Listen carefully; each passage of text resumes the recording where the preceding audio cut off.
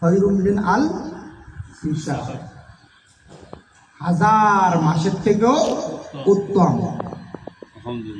তবে কদরের রাত নিয়ে আমাদের একটু ভুল হয় আমলের ব্যাপারে। সেটা কি, আমরা শুধু 27তম রাতেই কি করি, ইবাদত করি।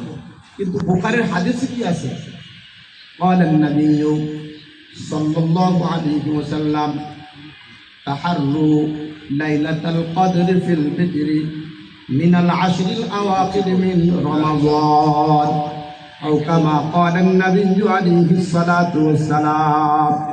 নবী করিম সাল্লাল্লাহু আলাইহি ওয়াসাল্লাম বলেন, তোমরা রমজানের শেষ দশকে বেজোড় রাতে, শেষ দশকে বেজোড় রাত্রে শবে কদর খোঁজো। তাহলে বেজোড় রাত কয়টা? 21, 23, খেয়াল করতেছেন? 21, 23, 25, 27, 29, 5টি রাত। কয়টা?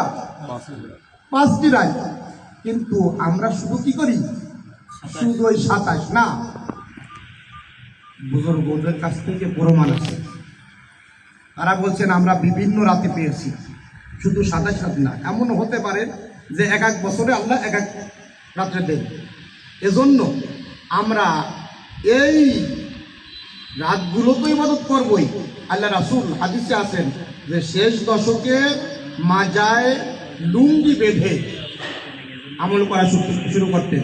এই কথার অর্থ কি, আমরা যখন শক্ত কোনো মজবুত গুরুত্বপূর্ণ কাজ করতে যাই, তখন গ্রামে আসে না যে গামছা উপর দিয়ে, লুঙ্গির উপর একটা গামছা দিয়ে দিল। এর অর্থ হলো কাপড় যেন খুলে না যায় আর কাজের জন্য ত্রুটি না হয়।